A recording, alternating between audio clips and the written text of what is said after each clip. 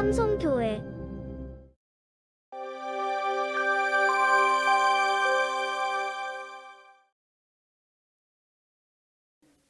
할렐루야, 할렐루야. 지난 한 주간도 평안하셨습니까? 갑자기 날씨가 추워져서 저도 입지 않았던 코트를 꺼내 입었습니다. 아무튼 여러분들 늘 건강하시기를 주님의 이름으로 부탁드립니다. 감기 조심하시고요. 차도 많이 드시고 또 따뜻하게 하셔서 우리 모두가 올 겨울은 정말 건강 잃어버리지 않는 그런 복된 겨울이 될 수 있기를 주님의 이름으로 부탁드립니다. 여러분들 커피 좋아하십니까? 차 좋아하시는 분들도 계시겠고요. 커피 좋아하시는 분들도 계시겠습니다. 저도 커피 참 좋아합니다. 어느 목사님께서 가끔 제게 좋은 글을 보내주시는데 한 번은 이런 글을 보내셨어요. 제목은 인생과 커피입니다. 잘 한번 들어보십시오. 처음에는 뜨거워서 못 마시겠더니 마실만 하니 금방 식더라. 인생도 그렇다. 열정이 있을 때가 좋을 때이다. 식고 나면 너무 늦다.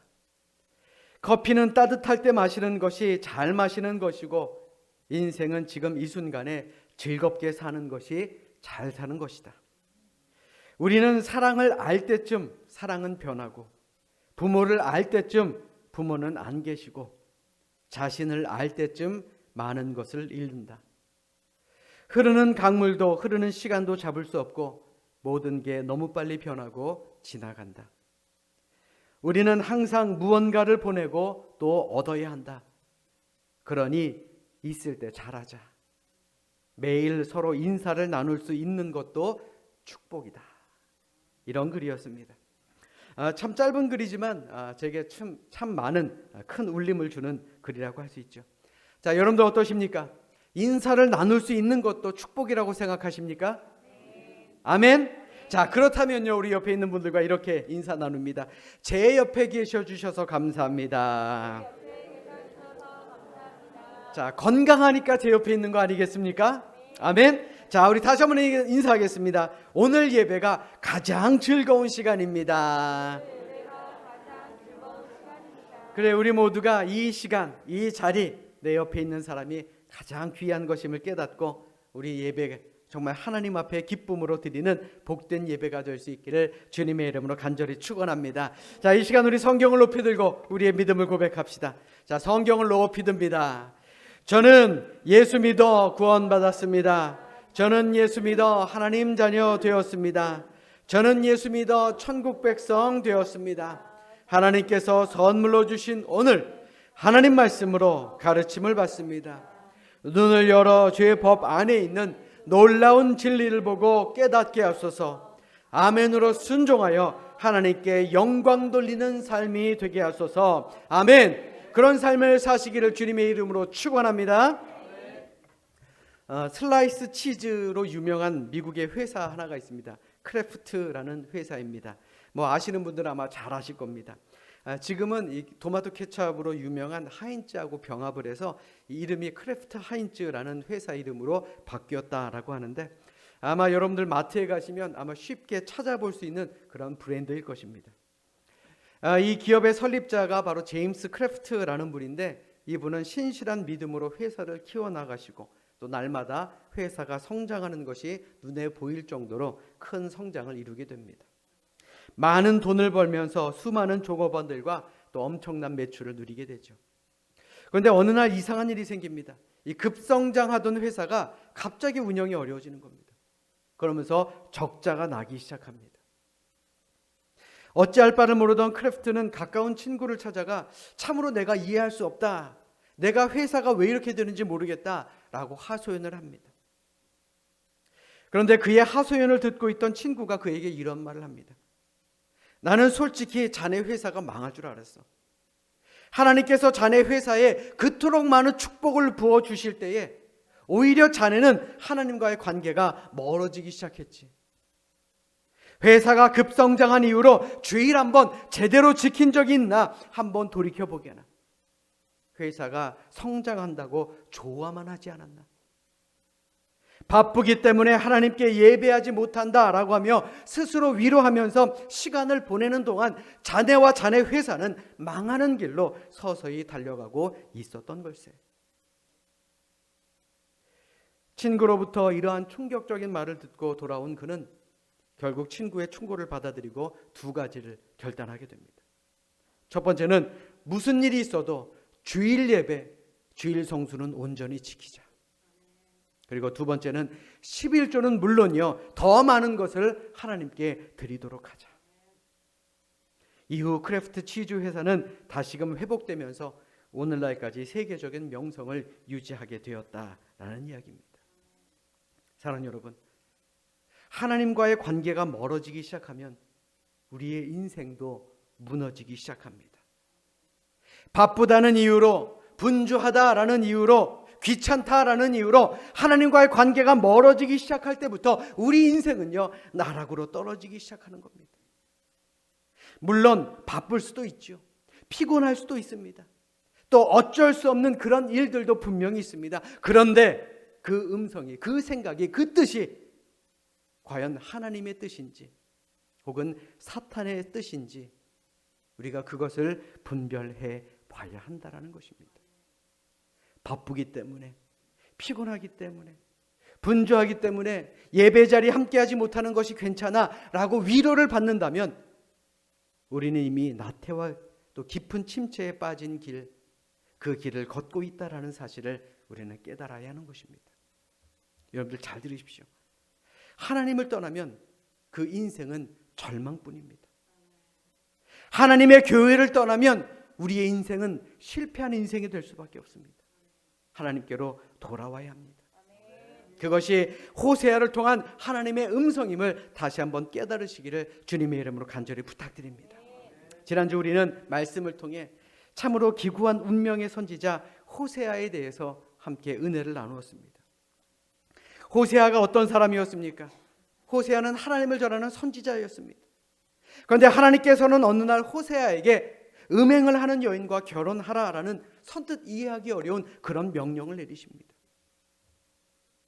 그런데 이 명령은 하나님을 떠난 이스라엘 백성들에게 더 이상 우상 섬기지 말고 음행하지 말고 다시금 하나님께로 돌아오라라는 경고의 말씀이셨습니다. 그렇다면 호세아의 말을 듣고 이스라엘 백성들이 하나님께로 돌아왔을까요? 돌아왔으면 참으로 좋았겠지만 안타깝게도 이스라엘 백성들은 돌아오지 않았습니다. 그런데 호세아 3장의 말씀에 보시면 하나님께서는 호세아에게 더 놀라운 명령을 내리십니다. 너는 또 가서 타인의 사랑을 받아 음녀가 된 그 여자를 사랑하라 하시기로. 자신을 버리고 다른 남자를 찾아간 그 여인, 다른 남자를 찾아가서 그 사람의 여자가 된 그 여인을 다시 데리고 와서 부부로 같이 살라라는 말입니다. 이해가 되십니까? 내가 아무리 선지자라고 할지라도요, 가정을 버리고 또 자기가 낳은 자녀들을 매몰차게 내버리고 도망쳐버린 그 여인을 찾아가서 다시 데리고 와서 부부로 살라니요. 아마 제가 호세아였어도 이 음성, 이 명령은 지키지 못했을 것입니다. 세상에 이렇게 순종할 수 있는 사람이 과연 어디에 있겠습니까? 그러나 호세아는 하나님의 그 말씀에 순종합니다. 호세아 3장 2절의 말씀에 보시면 은 15개와 보리 한 호멜 반을 가지고 그 여인을 찾아갑니다. 아무리 약하고 아무리 가치 없는 그런 아내라 할지라도 그는 하나님의 명령에 순종했다라는 것입니다. 그러면서 호세아 3장 5절에 그가 뭐라고 말합니까? 자막으로 준비했습니다. 우리 같이 읽도록 하겠습니다. 함께 읽습니다. 시작.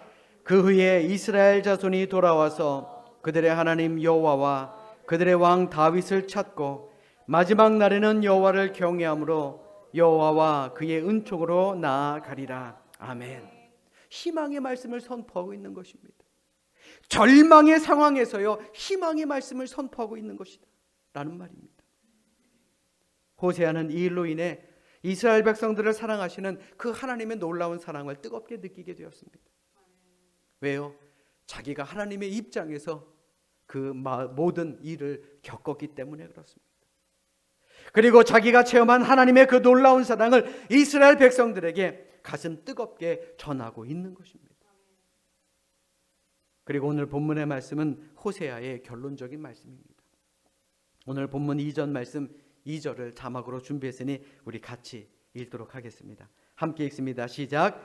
너는 말씀을 가지고 여호와께로 돌아와서 아뢰기를 모든 불의를 제거하시고 선한 바를 받으소서.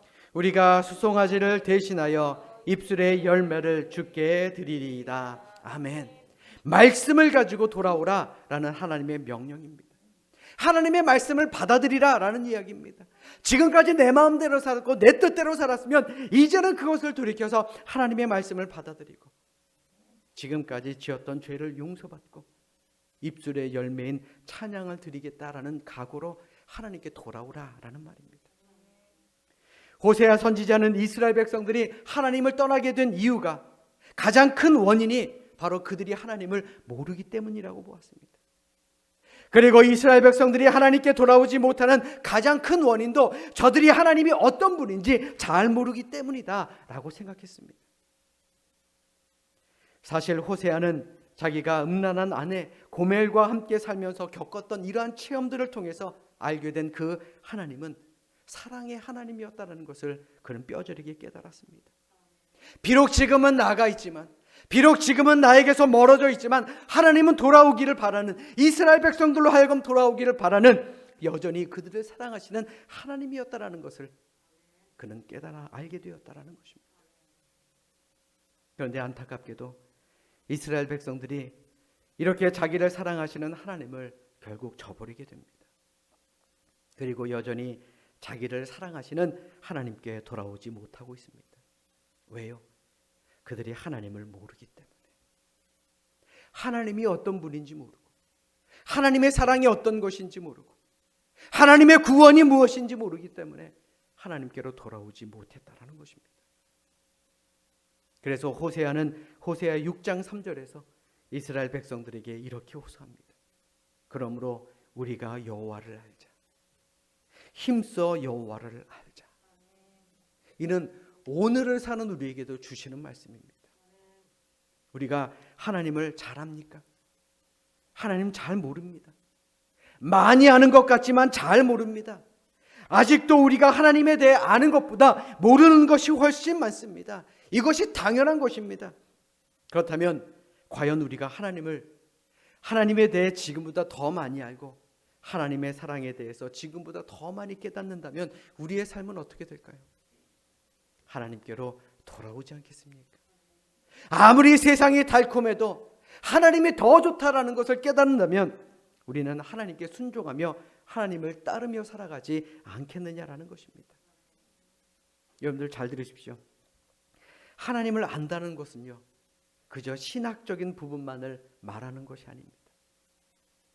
호세아가 고멜을 그럼에도 불구하고 사랑했던 것처럼 하나님도 우리를 사랑하신다라는 것을 깨닫는다면 우리는 하나님께로 돌아오지 않고는 견딜 수가 없는 것입니다. 그리고 바로 그때 하나님께서 우리에게 은혜와 축복과 회복을 주신다라는 사실, 우리는 이것 하나만큼은 잊지 않는 우리 믿음의 성도들이 될 수 있기를 주님의 이름으로 간절히 부탁드립니다. 지금 이 나라와 우리의 가정과 우리의 일터, 또 우리의 모든 가족들, 그리고 우리의 이 교회에 필요한 것이 무엇입니까? 회복 아닙니까? 하나님의 사랑을 회복하고 하나님의 은혜와 복을 회복하는 것, 그것이 우리가 가장 필요하고 가장 우리가 원하는 것 아닙니까? 여러분들 회복되기를 원하십니까? 여러분들의 가정과 일터가 회복되기를 원하십니까? 여러분들의 모든 가족들이 신앙적으로 회복되기를 원하십니까? 고침받기를 원하십니까? 그렇다면 다시금 여호와 하나님께로 돌아올 수 있기를 주님의 이름으로 간절히 부탁드립니다.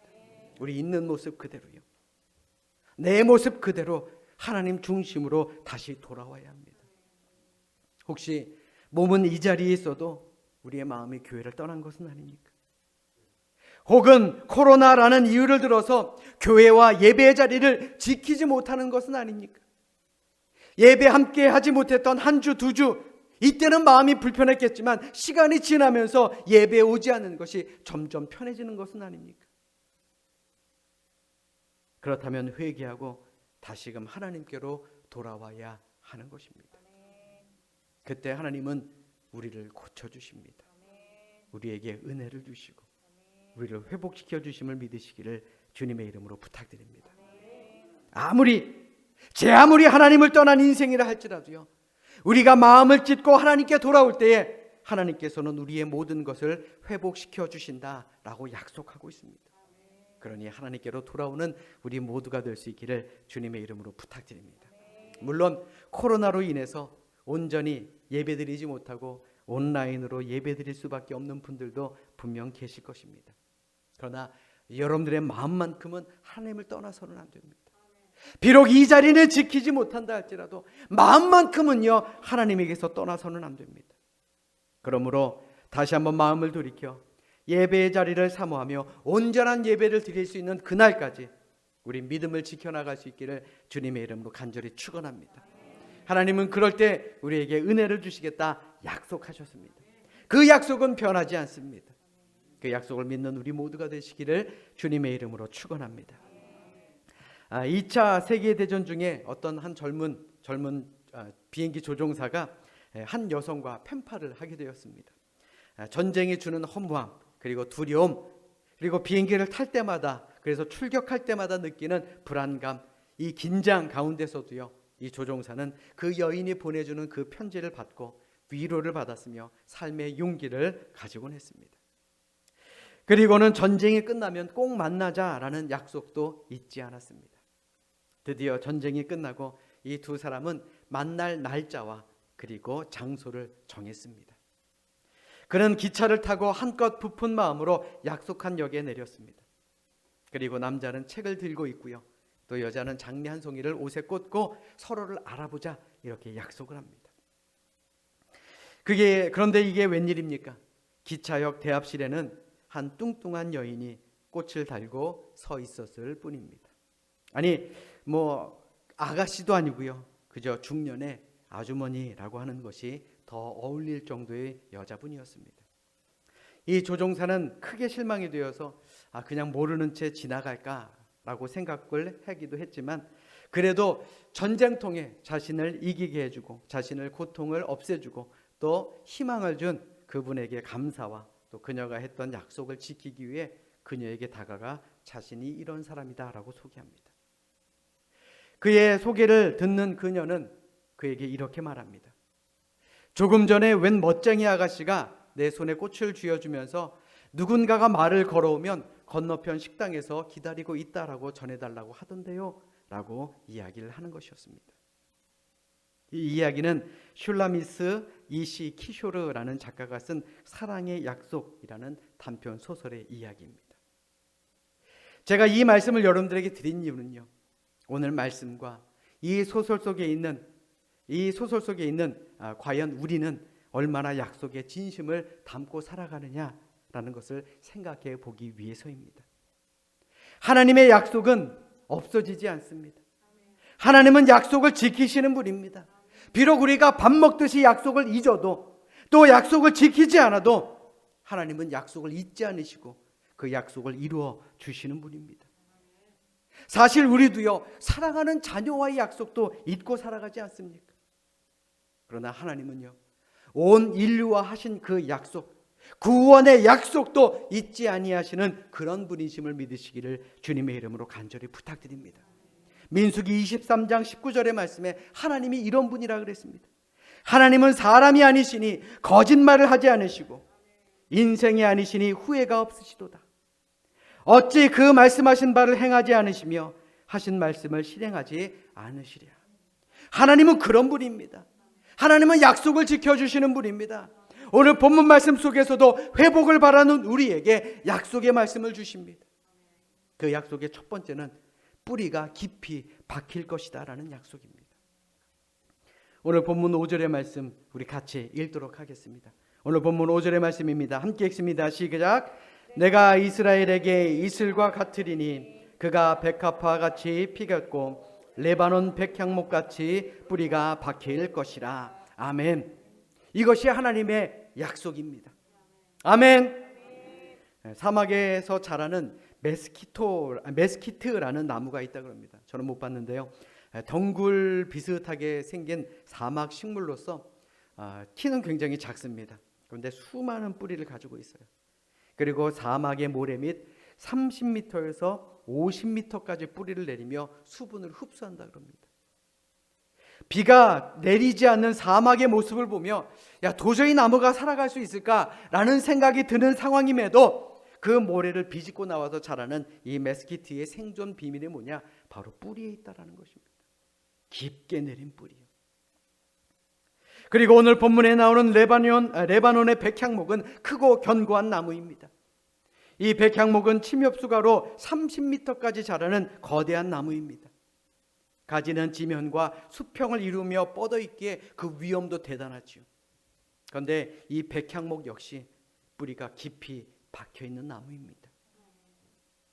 뿌리가 깊으니 아무리 강한 바람이 불어도 쓰러지는 법이 없으며 아무리 비가 안 와도 그 잎사귀가 마르지 아니하고 또한 진액이 마르지 않으며 좋은 향기가 나는 나무. 그래서 건축 자재로 많이 쓰이며 예루살렘 성전도 바로 이 백향목으로 지어졌다라는 것입니다. 잘 들으세요, 여러분. 호세아 선지자는 오늘 말씀을 통해서 우리가 하나님께로 돌아오면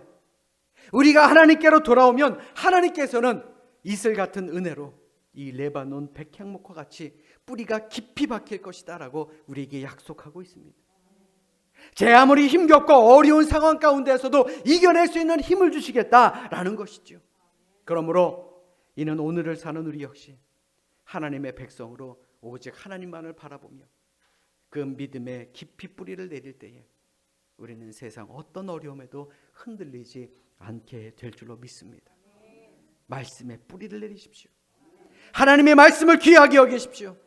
그리고 그 하나님의 말씀으로 새 힘을 얻는 우리 모두가 될 수 있기를 주님의 이름으로 간절히 축원합니다. 안타깝게도 이스라엘 백성들은요, 어려움이 왔으면 불평했습니다. 그런데 나라가 평안해졌을 때 어떻습니까? 하나님께 감사하기보다는요, 오히려 우상을 숭배합니다. 하나님의 뜻을 거스려 행했습니다. 왜요? 말씀의 뿌리가 깊이 박혀 있지 않았기 때문에 그렇습니다. 그러므로 하나님께 돌아갑시다. 우리 다시 한번 하나님께 돌아갑시다. 말씀의 뿌리를 견고히 내림으로 말미암아 우리 세상의 어떤 어려움 가운데서도 견고하게 설 수 있는 우리 모두가 될 수 있기를 주님의 이름으로 간절히 축원합니다. 아멘. 자, 우리 따라서 합니다. 꽃을 피우고 열매를 맺읍시다. 그래, 우리의 모든 삶에 꽃을 피우시고 열매를 맺을 수 있는 그런 풍성한 은혜의 사람들이 되시기를 축원합니다. 오늘 보면 7절의 말씀 보십시오. 그 그늘 아래에 거주하는 자가 돌아올지라. 그들은 곡식같이 풍성할 것이며 포도나무같이 꽃이 필 것이며 그 향기는 레바논의 포도주같이 되리라. 아멘.